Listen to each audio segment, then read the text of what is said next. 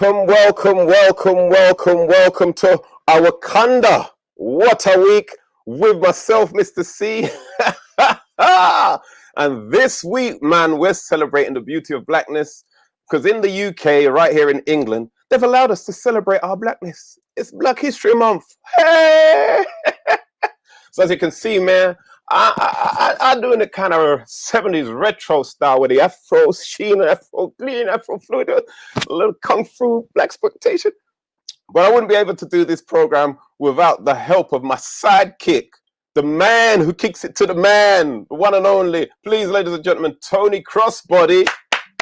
Hey, what's happening? What's happening? Yo, hey. What's going on, my brother? Last week we were talking about that barbers, yeah? And you went down there. You sneaked down there. I sure did, man. It looks wonderful, man. I tell you what, I might go there myself, bro. Listen, man, I feel like a new man, man. You look like a new man, brother. Yeah. I took all the extra trimmings from this and I get them to put it on the top, man. And, mate, it looks great, man. Like, what can I say? My phone hasn't stopped ringing, man. I'm getting requests from women between the ages of 25 to 107. Oh, man. Yeah. Looking good, man. Looking good. Thank you, man. Thank you. So how you been, Tony? Yeah, man. All right. I'm all right. Just doing some preparatory work.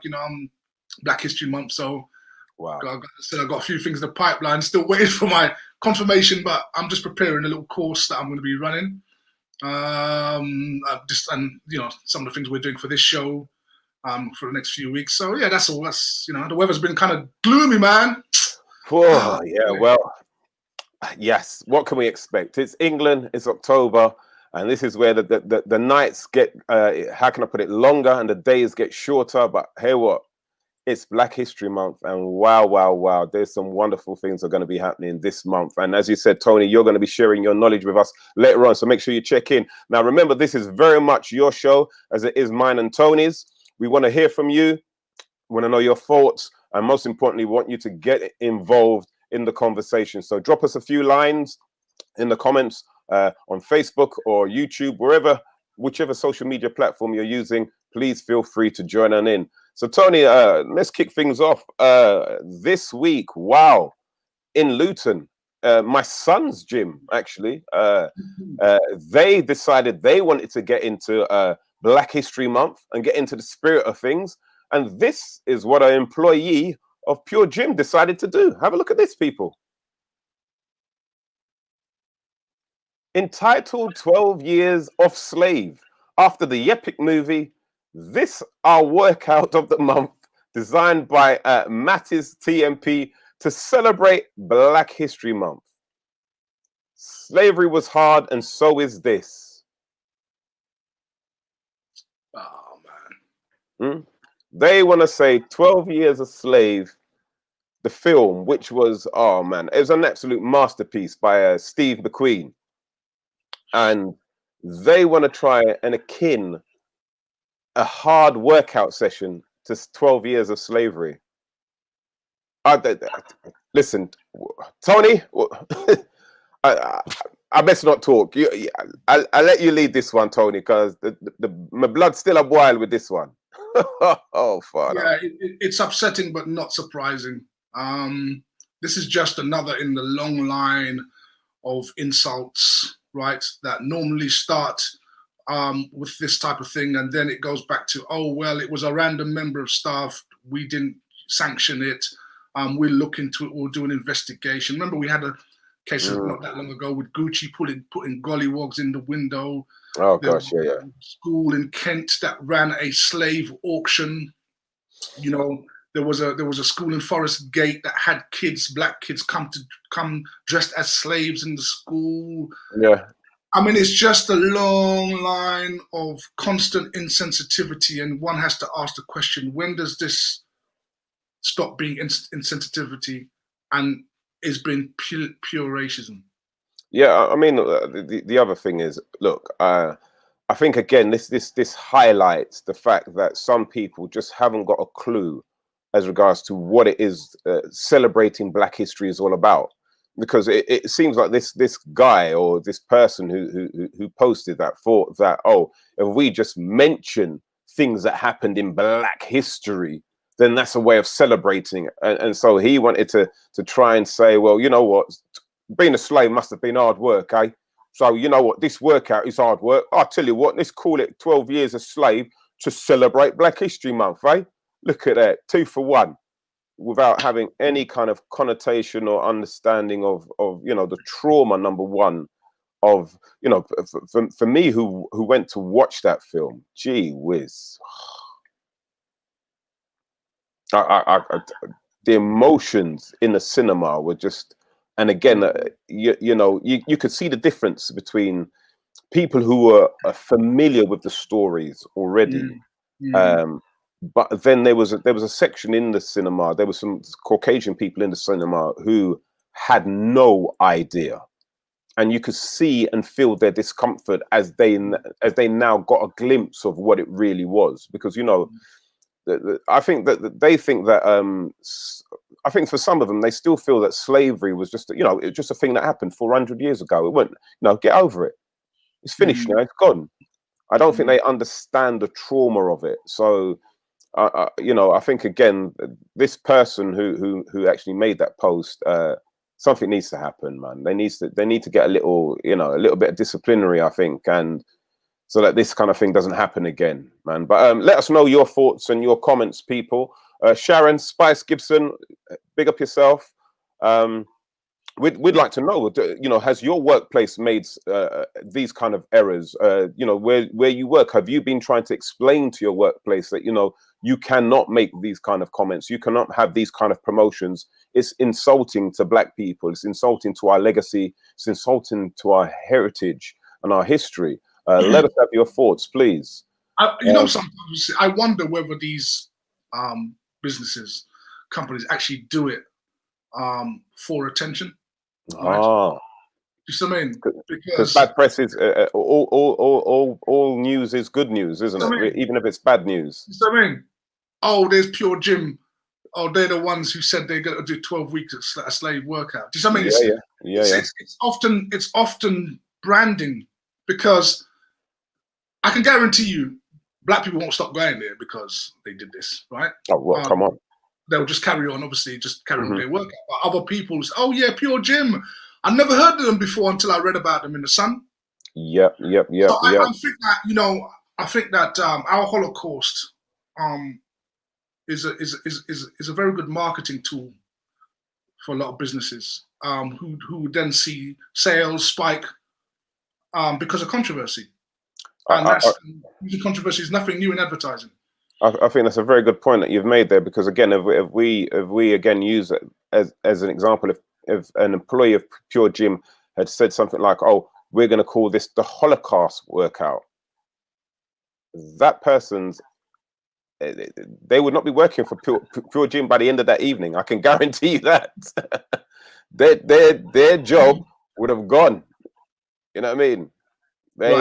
Because the Jewish community would not have it at all. No way. No way. No how. That very statement there you make tells us the level of power that we have. That actually we can't really do nothing about it other than complain, right? Because we don't have that power base. Yeah. Well, I think the only way that Pure Gym can rectify this situation is to give every single Black person a free pass for the month of October. Yeah. We don't want it. We don't want it. They could try that. There'll be some takers. There will be definitely some takers. I'm not mentioning any names. Amazing if it turned out that the person who did this workout, who said this workout, was a Black man. You know what? I hate to say it, bro. You know, I'd like to believe that that's obviously impossible. But knowing some sort of dark parts of our history, it's not. You know what? Yeah. You know, the next day the Sun comes out, really like a Black man that works in Pure Gym. Yeah, I made the work. I think the guy's name was Tom anyway, wasn't it?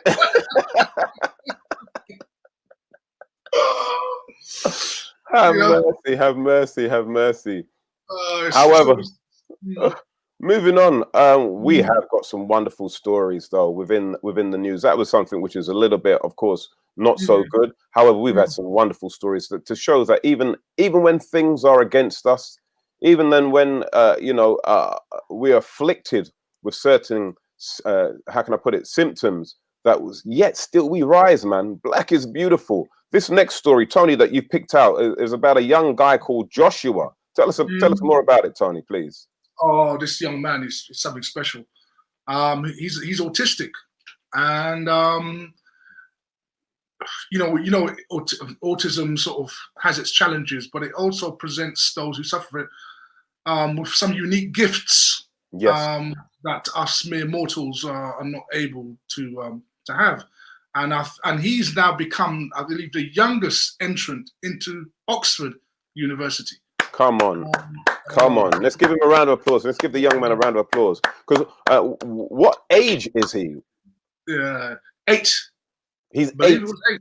Yeah. 8 years young. We have one of our young princes already admitted to Oxford University, and he's autistic. I think there's a picture or a video about it. Can we see that? Yeah, let's have a look. I think there's a video about him. This week, a new report has found that there is no evidence linking the development of autism to childhood vaccines. This might provide some peace of mind to parents, but what about families who already live with the disorder? Autism is a lifelong developmental disability that affects how a person communicates and relates to other people. Jake Tupman went to meet 8-year-old Joshua Beckford from Tottenham to talk about living with autism. Yeah, but remember the power is not there, so you can't hear any sounds. But it could be in the background. He taught himself to touch type at 4 using BBC Typing Mat. I still can't touch type. So he's gone through like 6 Japanese learning programs. He started drawing quite early. And the tutor at Oxford said, look, we've got this special course for gifted children. I did Oxford University at the age of 6, so I got these awards. You know, he'll ask maths questions like, you know, is infinity an odd or an even number? Why do people have to die? He doesn't think people should die. This is the brain, cerebral hemisphere, main part of the brain. Cerebellum, it controls movement and coordination. He doesn't have a sense of danger. So you literally have to always be watching and never assume. I mean, he's cut the charger leads to the phone twice. The only fortunate thing, it wasn't plugged in at the time. One of the things is he will have difficulty knowing where his body is in space. No, don't touch this. Yeah. So that's why he's continually having to get up and move. If the toilet flushes, I cover my ears and run away. Well, a meltdown is really where he has a complete shutdown in terms of anxiety and Shut down the computer. No. It's like your brain shutting down. That's probably the worst experience any child can have, or any parent can have to deal with the child on the autistic spectrum, a meltdown, especially if it's in public. He is the God of Wisdom. Well, that's not his name. His title is the God of Wisdom. Well, he's a black Chinese wizard. I mean, we wouldn't change him in any way. We love him as he is. Autism is going to be new to everyone. It was new to me as well. Prior to that, it was just a word. And you have to become dedicated to learn as much as you can, because that child is going to spend more time with you than anyone else. Wow. Little Joshua Beckford there, ladies and gentlemen. Absolutely fantastic. Blossom Nation says, what an incredible child. We absolutely agree with you. Absolutely agree with you. Julie Juice says she hopes that he is treated fairly whilst at Oxford. I think he will be, man. He is definitely special. Tony, man, wow. Yeah, an incredible boy. I think he said his ambition is to be a neurosurgeon, and I have no doubt about the fact that he's going to make that. I mean, it's very challenging. You could see what his dad did. His dad's got, congratulations to his dad for raising his son, for the parents. Listen, I totally agree with you. He's got a challenge on his hands when he says that he's got to watch him, certain things that he does. Obviously, having an autistic child does come with its challenges, but that boy is something special, isn't he? Oh yeah, I mean, definitely. I mean, and the fact is, did you see just at the end there, he had that little orange thing that he had, the little. So he had already recreated Donald Trump. Imagine that. At 8 years old, he had created an absolute lookalike of Donald Trump. But no, listen. I think it's amazing the fact that he said he was 6 when he actually got the call from Oxford. Right. And the thing about it, we have so many very talented young people in this nation that obviously that are hardly highlighted, right? Because obviously we're always inclined to sort of give attention to sort of the negative side. The negative side, definitely, Tony. And we will endeavour to do more in actually highlighting these positive young people who are basically making a wonderful contribution, to their world and to our world, to make us feel that, look, man, there are people here who really do have skills and talents. 100%, and I think that's what we've got to do. We've got to highlight the excellence in our children, and that's what we're going to make sure we do on What a Week live show. It's your show, it's our show, but most importantly, we need your comments. What do you think? Have any of you got autistic children? How have you found it in your experience, or those of you who work with autistic children? Are they just troublesome children, or are they on that spectrum of genius and creativity? Let us know your thoughts. Obviously, the leading there on that particular clip, they were talking about vaccinations as well, and saying that there's no evidence as regards to the connection between vaccination and autism.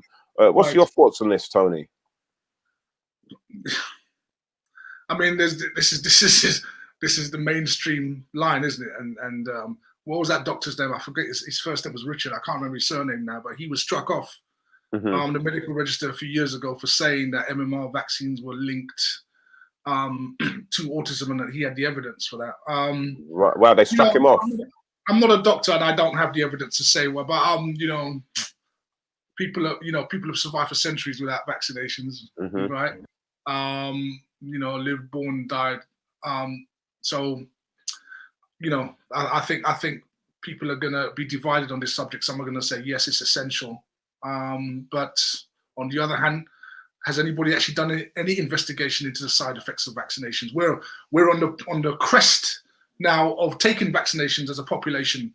Has anybody told us what the side effects of these vaccinations might be?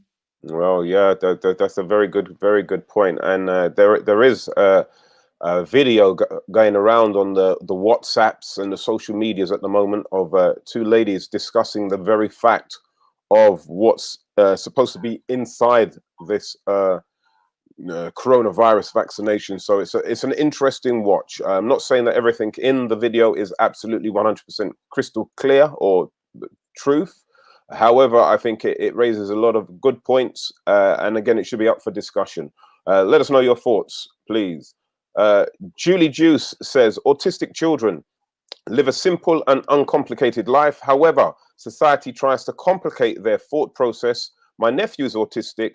I've learned immensely from him. Thank you very much for sharing that, Julie.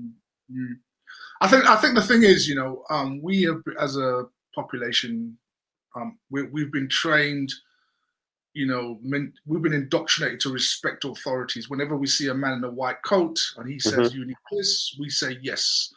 When the policeman says this, we say yes, right? There's no questions asked. When the government says you've got to do this, we say yes. You're not presented with 2 sides of an argument for you to make up your own mind. Your mind is being led somewhere, right? Yeah. The powers that be want you to go to. So when we talk about whether or not vaccinations have any effect on children, whether they cause autism, the mere fact that you might say possibly means that you're controversial. Why are you controversial? Because everybody's been led in one particular direction, and both sides of the arguments have not been put on the table. So true, so true. And again, it all comes back to schooling. Schooling is all about compliance, isn't it, really? So, you know, if you're compliant, then you're loved. If you raise questions or ask questions, then you're out of control and out of order and need to be silenced. So we shall see. We shall see how this all unpans. We'd like to just introduce a little bit of community news at the moment. One of our children has gone missing. We'd just like to put up this broadcast. If you see her or if you know of her whereabouts, it would really be helpful if you could call or text 116 000. Her name is Amani Rogan. She is 13 years young. She's been missing since the 20th of September. From the Croydon area. So if you know of her whereabouts, have seen her or have heard any rumors or anything at all what can help, please, please, please, please, please call or text 116 000. It's free, it's 24 hours and it's confidential. We need to make sure that we find this young lady and return her to her home, and her mother and father must be absolutely distraught. Yeah. So Amani Rogan, hopefully we'll find her soon, ladies and gentlemen. You know, it's a look at me.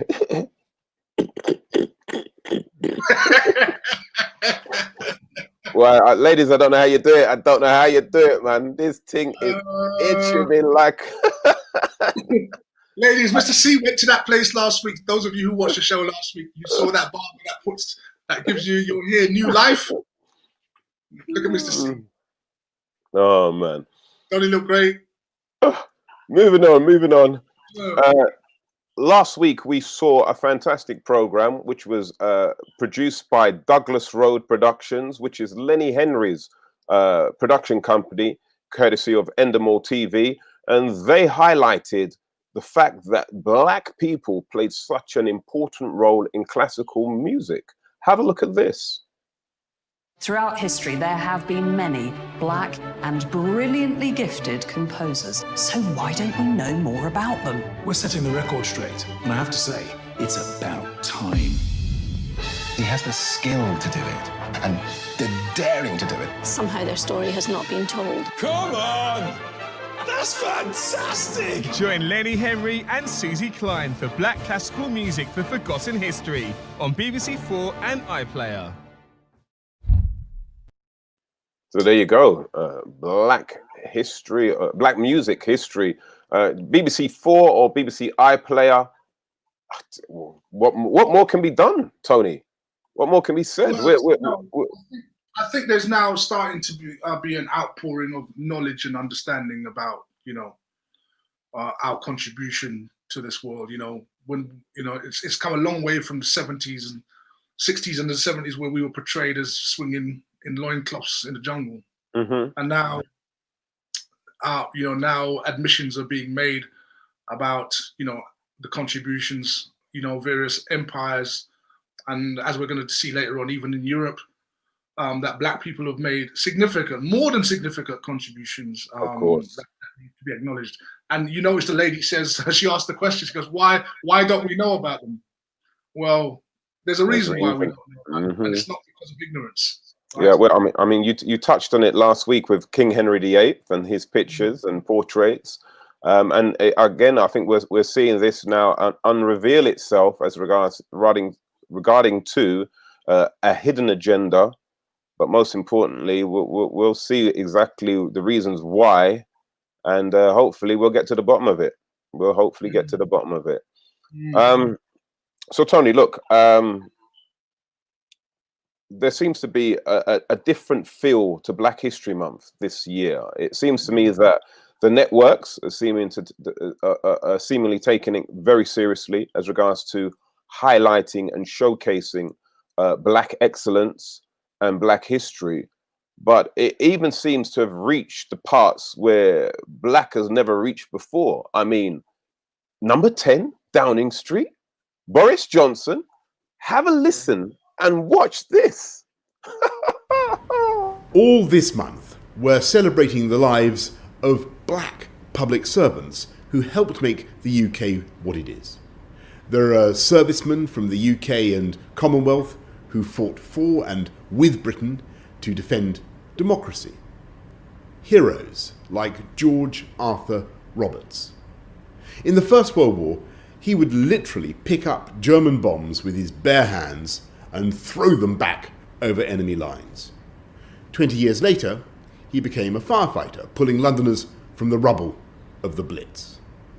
There are women like Yvonne Connolly, who in 1969 became the UK's first black female head teacher. Throughout her 40-year career, she inspired and mentored not only her young charges, but also generations of educators. And of course, there are the thousands of black nurses who came to the UK to staff the fledgling NHS, and we see their legacy today in people like the 2019 Nurse of the Year, Tara Matari. Sadly, many of these individuals have not been recognised for their incredible contribution to this country, and far from receiving the respect and gratitude they deserved, many black soldiers, like George, were actively shunned. Yvonne received so many threats that she needed to take a bodyguard with her to school. So this Black History Month, let's say thank you to figures from our past we haven't always thanked before. And let's also reflect on where we are today. Whilst we have come a long way, and Britain is one of the most diverse and inclusive societies in the world, the events over the last few months have shown that there is still much more work to be done. All too often, we forget that black history and British history are one and the same. And if we forget that, then we're left with a partial understanding not only of our past, but also of our present. It makes it harder for young black people to root themselves and their experiences in our national life, and it makes it harder for all of us to understand where our country came from, the challenges it faces today, and what we can do to overcome them. And that's among the reasons why I've established the Commission on Race and Ethnic Disparities to examine where inequality exists across our society and to set out a positive agenda for change. Black history is our history. So let's learn from it and build a better future for us all.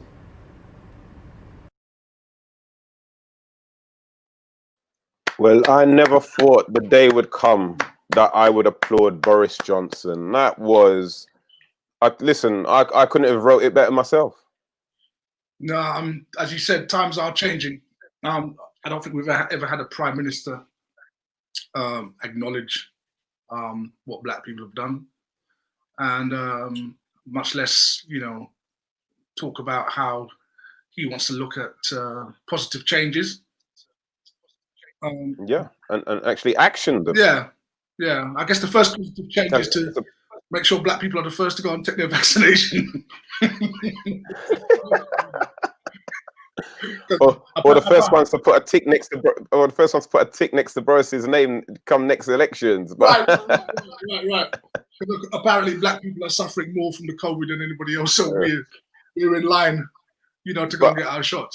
But I have to give credit where credit's due, man. The fact that he actually named, George Arthur Roberts, because again, this is a character. This is a person I was not aware of his story before actually Boris said it. So the fact that he's actually named people within his speech and actually spoke about their contribution, I was actually moved by that. I have to say I was actually moved by that, because usually they just touch the surface of it. It's a general thing, but to actually mention people's names and the actions. I mean, I wasn't surprised by when they said, what George did. He was on the front line. The Germans threw a bomb. As any black man said, what? Yeah, bomb me? All right, take it back now. See how you feel. Take back your things. That's the kind of thing what a black person would do. So, but again, the fact that he mentioned it, again, the contribution of our mothers, our grandmothers, with the contribution to the NHS as well. Absolutely fantastic. So big up on you, Boris. Let's just hope it's not lip service and that you're actually going to do something about it. Well, Jorina Starr says he had no bloody choice. The news is filled with black issues in America. True, Jorina. Thank you very much. Thank you very much indeed. And again, we should really give a round of applause to Yvonne as well, Connolly, the first black head teacher. Wow, to think that, you can understand why Boris has got bodyguards. You can understand why Donald Trump has got bodyguards. You can understand why somebody like P. Diddy or any massive celebrity would have bodyguards. But in order to be the first race to be a head teacher in this country, the need to have bodyguards, it just shows you the level of racism that was here at the time. But how can you be upset with somebody being a head teacher that much that you want to take their life? What kind of animal would you have to be? It's interesting listening to Boris that Boris is, and most people, even the historians, when talking specifically about black people and their contribution, can really only talk about the last 70 or 80 years. You notice they don't go any further than that. And know that for good reason, because the status quo has to be kept in place about our real contribution, as we touched on last week. It's always the case. Whenever black contribution to the UK, it's always to do with the wars, right? You might hear about Mary Seacole, right? And the sort of pioneering work, like the head teacher and stuff like that. But it never really goes any further back than that. Yeah, and that's what I always find that quite interesting, where they actually place it in a time slot, as if black people have only been here, for the last 100 years. Yeah, contributing for the last couple of years. Millie Bentham says, no apologies. I suspect Boris had great researchers. He definitely did. But again, what I have to give credit, because those researchers weren't just normal researchers. They actually found some decent stuff there. No, give him their credit. He knew that he was coming before an audience who would be interested to hear what he had to say. And he had to come with something to make it look as if, I do my work. I do my research. Boris had no chance. They've always known about our history, says Denise Francis. Only now they want to tell us about it.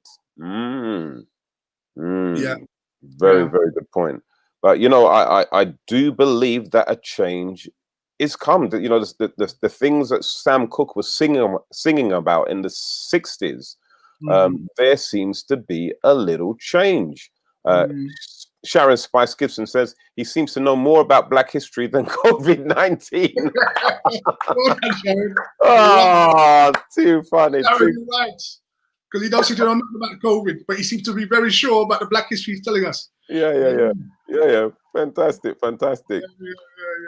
And continuing on in that frame, tonight, 9 p.m. on ITV, this is going to be happening. Have a little look at this little. It's not a clip, so it's just a little a picture. Alison Hammond will be presenting a program called Back to School, finding out more about your British history. And these are great stories that little old me, Alison Hammond, will be sharing with us tonight on ITV. So again, it seems like ITV has definitely taken this whole Black History Month and diversity quotas seriously. They've got that program happening tonight. And also they have a program which I managed to work on, warming up the audience, called Sorry I Didn't Know. That's tonight at 10:45. We've got a little exclusive little something for you.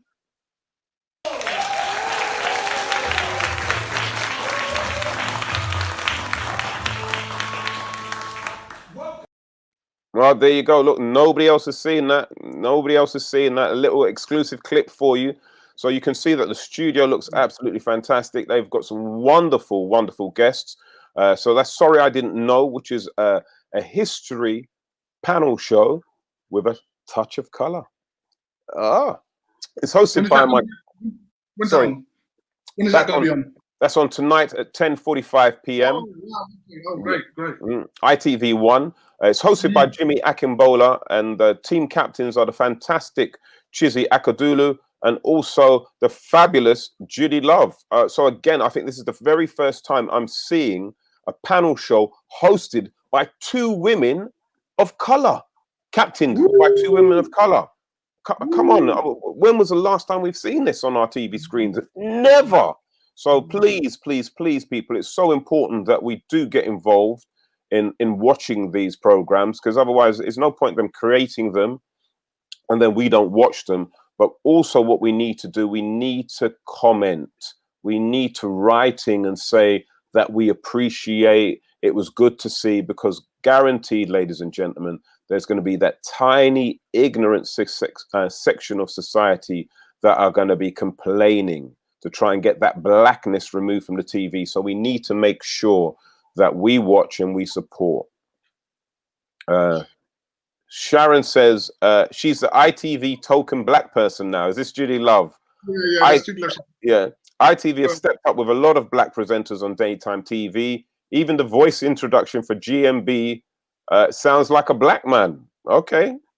That's Good Morning Britain, I imagine she's talking about. What, does he say wagwan, people? Morning. Yo. Also continuing with ITV's contribution of blackness. Wow. This Saturday on ITV, the Jonathan Ross Comedy Club will feature two of my comedy brethren. First of all, if you do not know about this guy, Baba Tunde, comedian, he is absolutely hilarious. So buckle up for him. He's going to be fabulous. And also he's joined on the same night, same program with my other comedy brother, Ori Styler. So again, that's two black comedians who will feature on Jonathan Ross's Comedy Club this Saturday at 10 p.m. ITV. Wow. Oh my gosh. You're spoiling us, ITV. You're spoiling us. Listen. And you know, it's funny because we were saying just last week that, you know, I cannot remember any black programs that ITV's ever done, to be honest with you, or any kind of contribution to black people on TV. If I think back, it's probably a little bit before your time, but do you not remember the Fosters from? I think Fosters wasn't that Channel 4? No, man, Channel 4 wasn't even invented when Fosters was out. You sure? Lenny Henry was a youth. You sure it was ITV and not BBC then? Yeah. It was Lenny Henry. I think it was Norman Beaton was the dad. Yeah, Norman Beaton. I remember the Fosters. I do remember the Fosters. Yeah. Okay, if it was ITV, I take it back. Love Thy Neighbor was ITV. So so Denise Francis says black extras are busy right now. Plenty of jobs, pure adverts and shows. Yeah, especially the ones that we see now promoting LGBT. You know, and it seems to be a lot of roles for our brothers and sisters to probably pushing that agenda. Yep. No problem was definitely Channel 4. No problem. Yeah, that was definitely not Channel 4. Yeah, Channel 4. And Sharon Spice Gibson was just saying that she was talking about Alison Hammond, not Judy Love. Obviously, Judy's killing it at the moment. Thank you very much. Yeah, Judy's great. So there's a world of black TV programs happening at the moment. Let's join in. Let's support. Let's watch and have fun. Oh my gosh, I can't remember. Remember in the good old days, when you saw a black person on TV, you call everybody in the household to come and watch. I'm almost as excited as those days. Just out of curiosity, what were some of your favorite black TV programs, ladies and gentlemen? We've had No Problem. We've had the Fosters. Were there any other black TV programs or black characters in TV programs that you really enjoyed watching? Let's share them in the comments. Let us know. Let's have your thoughts, ladies and gentlemen. In the meanwhile, Tony, as we always like to do within the month of October, Black History Month, you took us on a mind-blowing journey of history last week with the revelations of King Henry VIII. For those of you who wasn't watching last week, well, shame on you. You're going to have to go back to YouTube and watch what Tony shared with us. However, I know that you've been doing some great work this week. I can see that your books have all shifted from one direction to the other. So I know you're dig deep. Too fast for business, bro. Yeah. But just before you start with that, with our journey into Black history this week, some of the programs that our viewers have actually enjoyed watching. Karen James has said the classic Desmond's, which is now being shown on Netflix, by the way. Oh, so right. the whole of Desmond's is being shown on Netflix.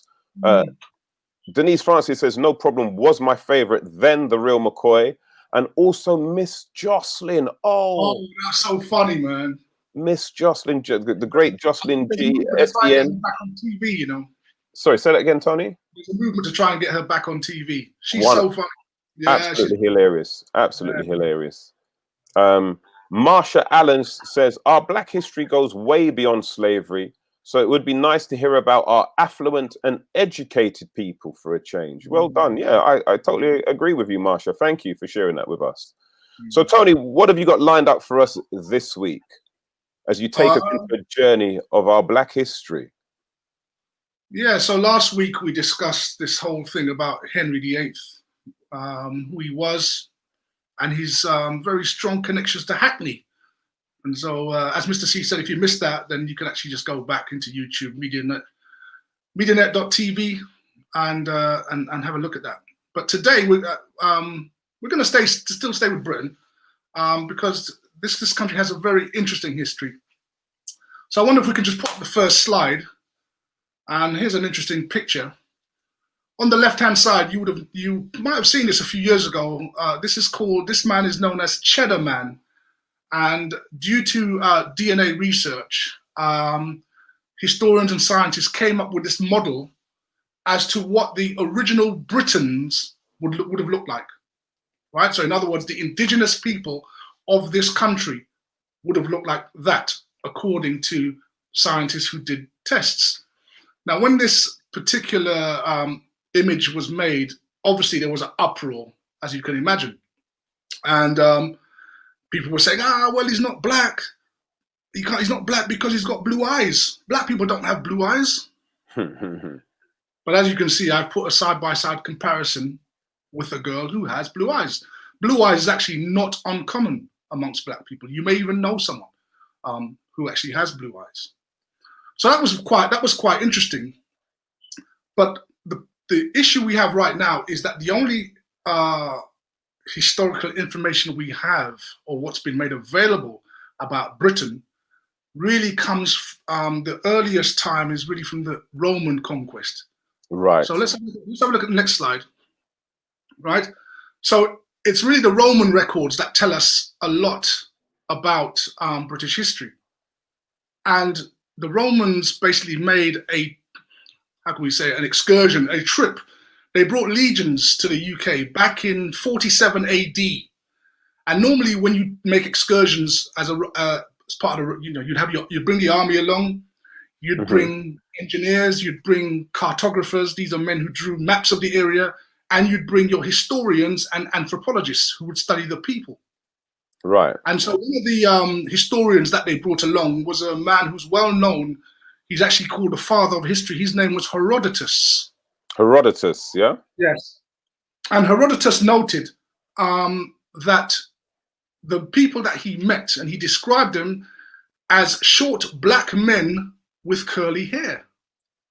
And this is when? AD 47? 47 AD. So it's 47 years after the death of Christ. Yeah. After so probably about a decade or so, a couple of decades after Christ. They came to Britain and they met these men who were short black men with curly hair. Wow. And their historians surmised that they probably came across to Britain from the area now known as Spain and Portugal, which is called the Iberian Peninsula. Right. Now, there's a reason why we're going in this direction. If we pull up the next slide,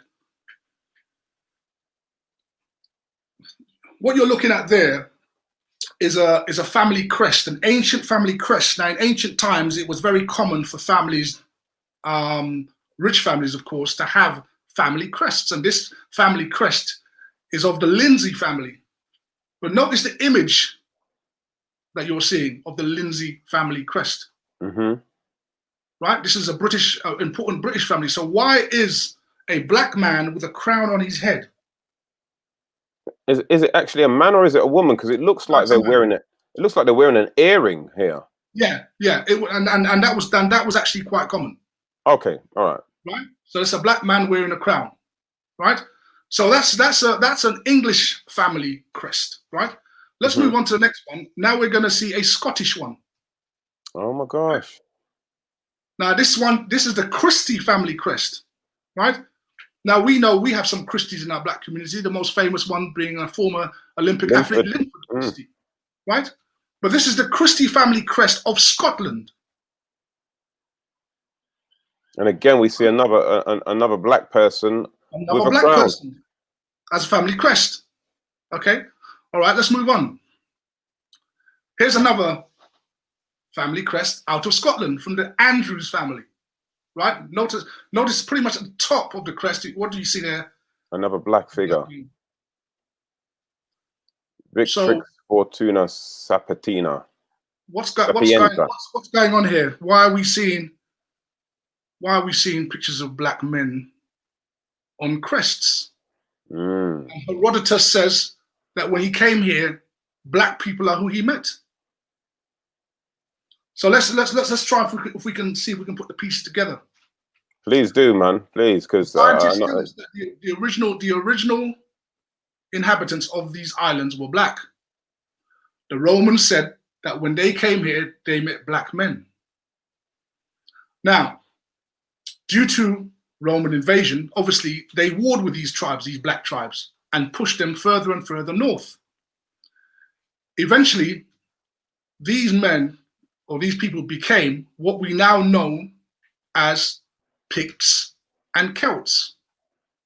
So they pushed them as far north, and these people ended up inhabiting Scotland and Ireland. Sorry, can you say that phrase again? Was it Picts and Celts or? Yes, it's P-I-C-T-S. P-I-C-T. Okay, Picts and Celts. Picts and Celts. Right.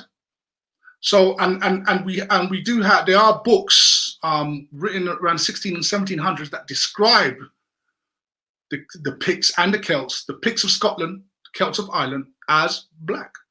Now this is where it really gets really spooky. During the days of Oliver Cromwell, right, who was the Lord High Protectorate of England. Mm-hmm. Both Scotland and Ireland were invaded, right? There was a great massacre. A lot of these black Scots and the black Irish were murdered, right? The ones that survived were put on ships and sent to where? You're going to say the Caribbean. Caribbean.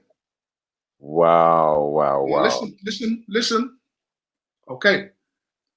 Now, if you're Jamaican, this will be a special interest to you, right?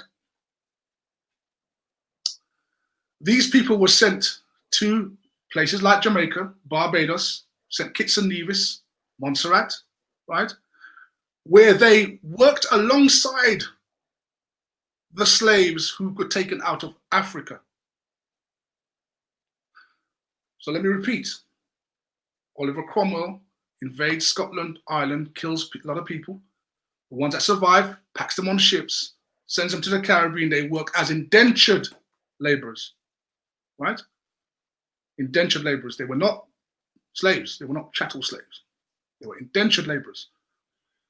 They worked alongside the blacks that were taken from Africa who were enslaved, right? And to all intents and purposes, the indentured laborers were treated very, very badly. The only difference being they had certain rights, So one of the rights that indentured laborers had is that you couldn't change their name, right? Right. Okay. And oftentimes they worked for a 4 to 7 year stint, after which they were given some land, right, and a little lump sum to make their way in life, right? But with slaves, they were permanently slaves. Their children were slaves, and they were property. So with slaves, you could if his name was this, you could change it to that. You couldn't do that with indentured laborers, indentured servants rather, right? So let me go back to the story. Oliver Cromwell goes in, invades Scotland, Ireland. He promises his men, for the hard work that you do, I'm going to give you all these lands that we're going to take over. Right? So they kill the people, the ones that survived, pack them on ships, and then they took over the lands. These people now are transported to the Caribbean, where they work the fields along with the Africans. Right? Now, let's stop here for a minute and play this video so we can get a bit more understanding.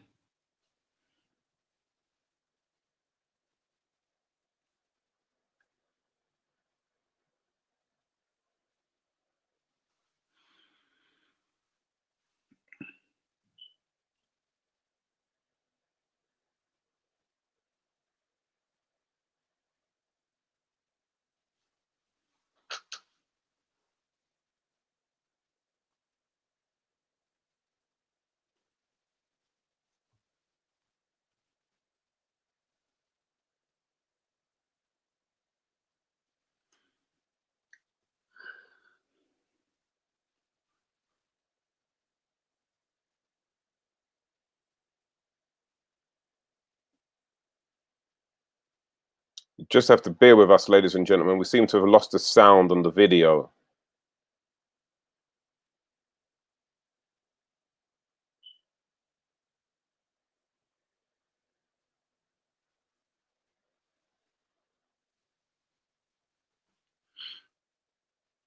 Tony, can you give us a little narration of what's happening here? So basically, this is an Irish reporter from Ireland who went to Montserrat, right, and was surprised to see.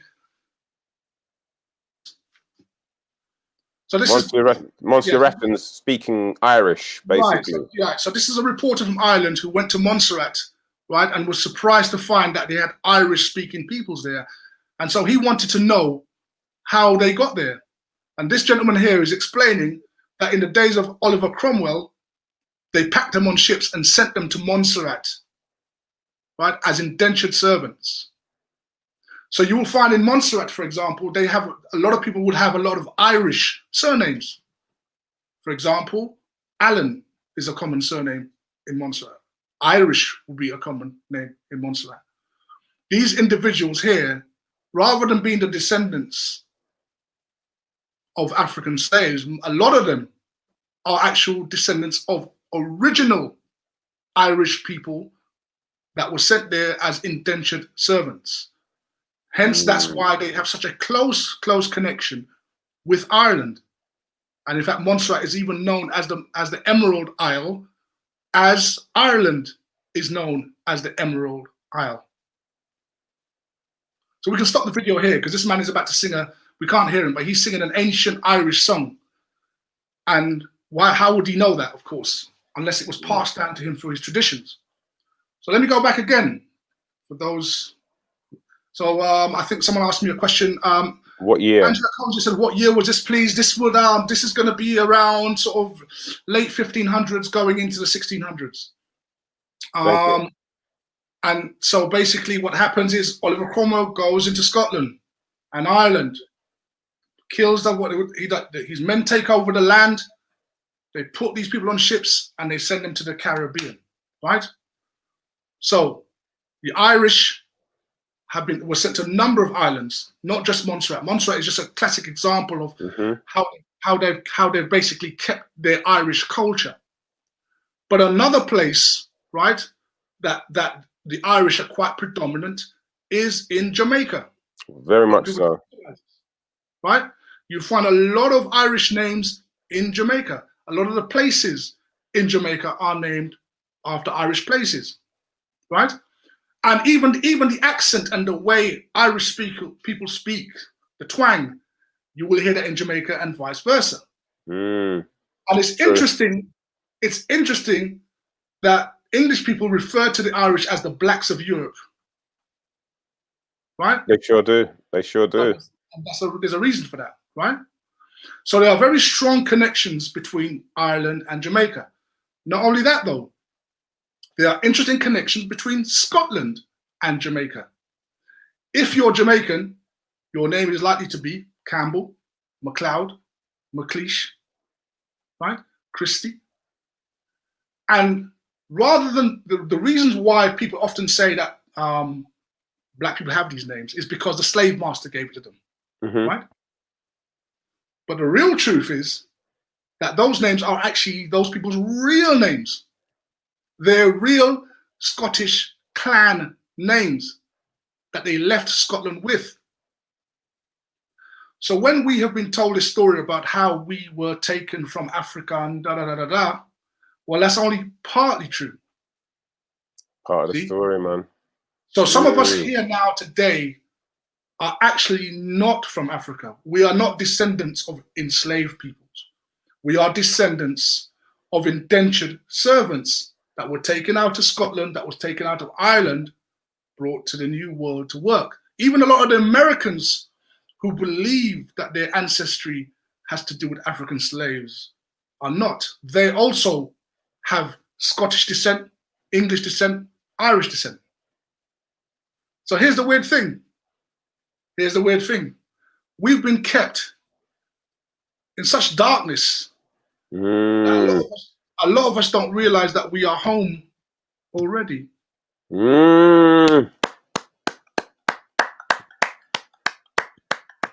Yeah. Yes, Tony. Yeah. Oh my gosh, that was beautiful, bro. Now you know what, the Irish connection in the Caribbean, I knew of it already because the same clip that you've shown, I've seen it many years ago, and it started to make sense. And again, when you even look at some of the names of the parishes in the Caribbean, you know, the St. Patrick's, the St. Catherine's, again, they're all kind of Irish sounding names. Now, one of the things what I noticed as well, which probably leads into what you're saying, is that I remember the first time I went to Edinburgh for the comedy festival.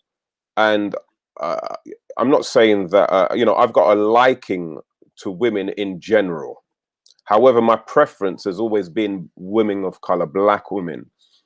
And I've been like that from since a very young age. So, you know, black women are above and beyond my preference when it comes to women.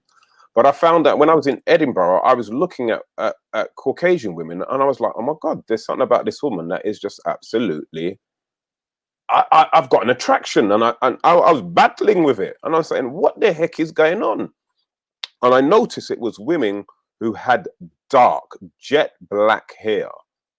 And I sat down with a local and I was talking about it, and they said to me, oh, the ladies with the jet black hair are from the Celt part of Scotland, and what it is that the Moors came over and populated this, and that's why the Irish and the Scottish, those of the Celtic thing are dark and have that, because the Moors, the bloodline comes from the Moors, and that kind of explained it to me. I was like, okay, I get this now.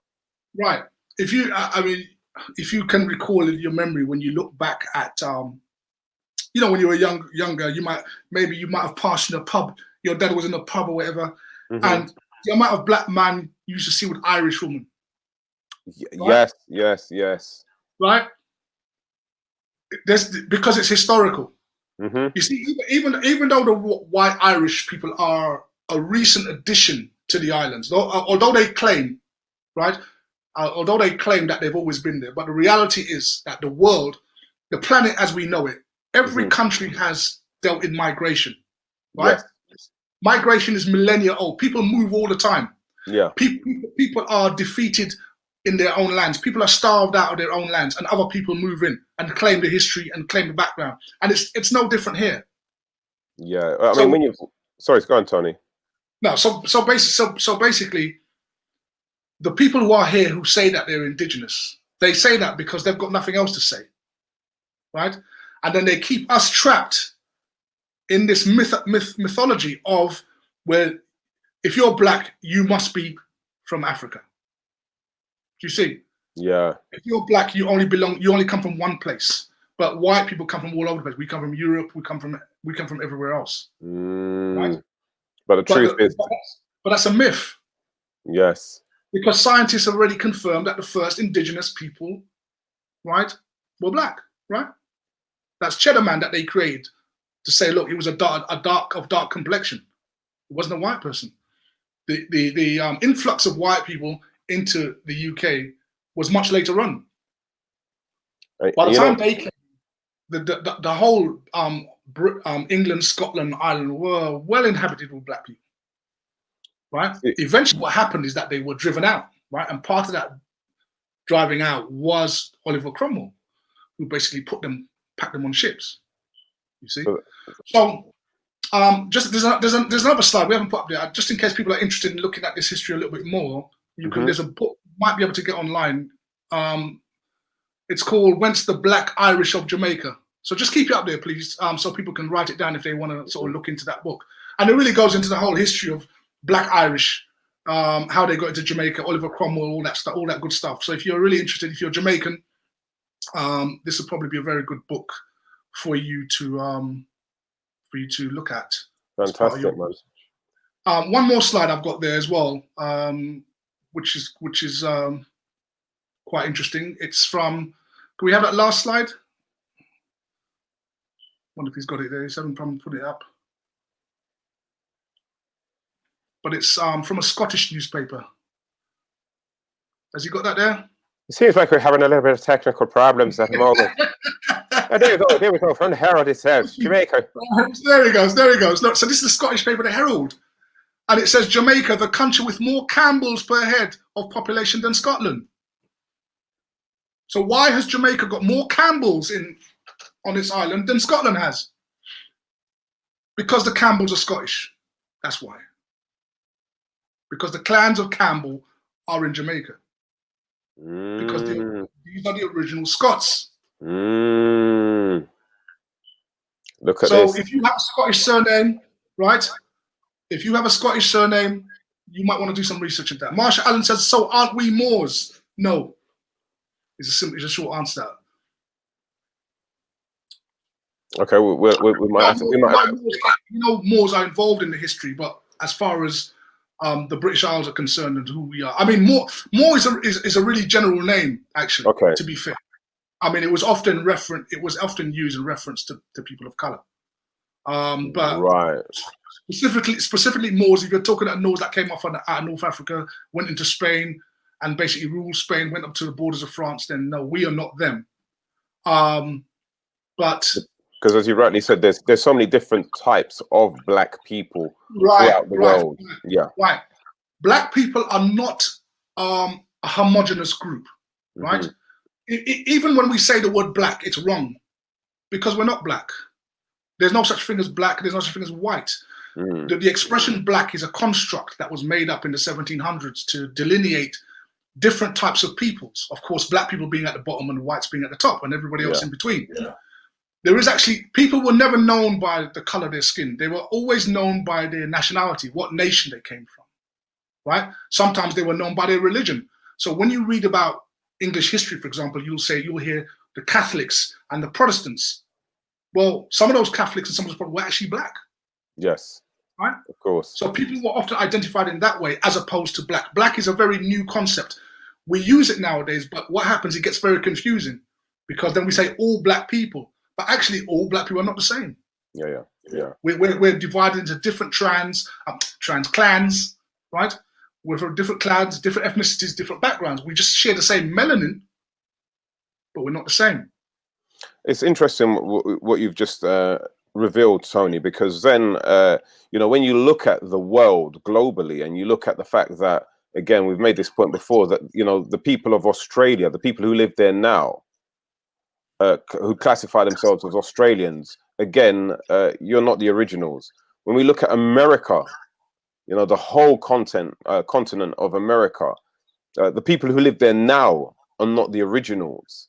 And so again, even when you're looking at Africa, and you know, you look at all across the world. So even when you've just highlighted England, Cheddar Man, again, the people who live here, the majority are not the originals. It makes you understand a little bit more about history, Black history, and who we are. And you know what, Tony, the next time somebody says to me, why don't you back to where you come from, I'm going to tell them I'm home.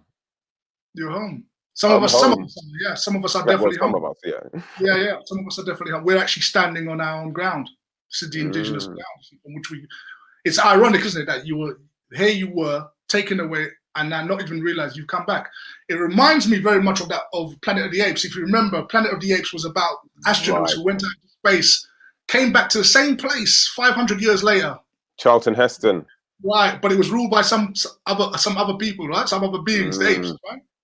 And that's what's happened here. You were taken away, right? Your conquerors did not teach you. And to be fair, they're your conquerors. They don't have to teach you anything. Their whole point is to keep you subjected to them. Well, that actual film well, it was a TV series originally, the Planet of the Apes TV series. Right. No, sorry, it was a film first and foremost. But the film was really based on racism. It was because the author of that, he was inspired to write that after he saw the What's Rights in LA, and he wrote that. Correct. Yeah. And if you watched the subsequent films, you've got you got it where they've got apes on auction blocks being sold off. So it's really a reference to our history, but it's a history because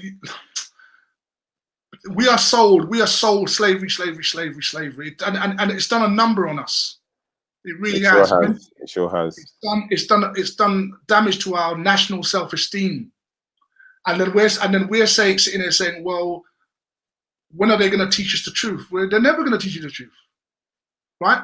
All the paintings, last week we saw how King Henry VIII. We saw the original painting of King Henry VIII as a black man. You will never see that on television. They will never share that with you because they don't want to share that with you. Yeah. Because they need to keep you in a place in your mind where you are always lesser than. I mean, I think you pointed out last week, it's the white Jesus complex, isn't it? Paint Jesus white and everybody bows down. It sure is. And again, I mean, it's the old thing. It's like if you go somewhere and you teeth something, you don't want people to know it says teeth it, you teeth it. You want everybody to believe that it's yours.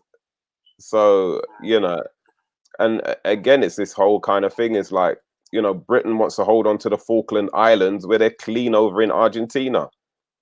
I mean, there's a lot of people who honestly just accept the fact that the Guernsey Island and Jersey Island are British. But have you ever looked on the map to see where they are, where they're located? Common sense alone tells you that how can this belong to you? So it is as you're rightly saying, Tony, it is this mindset of history is about how can I put it? History is all about illusion. Yeah, it's all about illusion. It's a mind game. Yeah. Because your root, right? Your root is very important. If you don't know your root, then as Marcus Garvey sort of implied, the tree will die, right? So you're sent on a merry-go-round of slavery, and that's part of the reason why they keep pushing out the slave movies. You see, because they need to keep you on that slave roundabout. Not only that, the whole thing with slavery is that I mean, for me, I kind of worked it out at a very young age. Is that what happens with slavery? If you push slavery enough, it acts as a blockage and a barrier for you to look even any further, because you get hit with this pain of slavery first and foremost. So what happens as you go towards it, you now tend to want to go back away from it and never look at history again, Black history again, because you think the more I look into this, the more pain I'm going to endure. But just beyond slavery is the beauty of our Black history, and so this is what we have to do, and this is what you're doing wonderfully here, Tony, man. Can we give Tony a tremendous round of applause for? Oh man, I'm loving this, Tony, man. I'm absolutely loving this. This is what you teach the children in school, and oh my gosh, man, I can't wait for next week, man. Yeah, Black history is a wonderful thing, bro. When you know, like Marsha pointed out, it's not just slavery and the evils. You know, it's really tied into your origins, and we go further back. I mean, we go back 2,000-3,000 years. We've got history to talk about. So yeah, and that's gonna keep us, you know, entertained for a while. And hopefully, some people will decide to go and do some research and look into some of these things, because obviously, I don't want to, you know, don't listen to me just because I say it. Doesn't mean it's true. Yeah, please do. Trust, but verify. So listen, we want to thank each and every single one of you who've been watching tonight. What a Week TV show. Especially all of you who've made a contribution with your comments and your questions. Thank you very much, from Denise Francis to Millie Bentham, Angela Koza, so many people, Sharon Spice. God, so many of you to mention. We thank all of you. Just a reminder again that at 9 o'clock on ITV, Alison Hammond will be talking about history, again from a Black perspective. So please tune in and let's give her some support. But most importantly, we catch you next week for What a Week. It's been good night from me. And Tony, final words from yourself, sir? Oh, don't forget, please share the link. If you like what you just heard, share it with people who need to know, your young people, older people. Let's get people to understand what this is all about, what we're all about, and see you again next week. What a week. Wakanda, everybody. Good night. Take care. God bless. We catch you next week.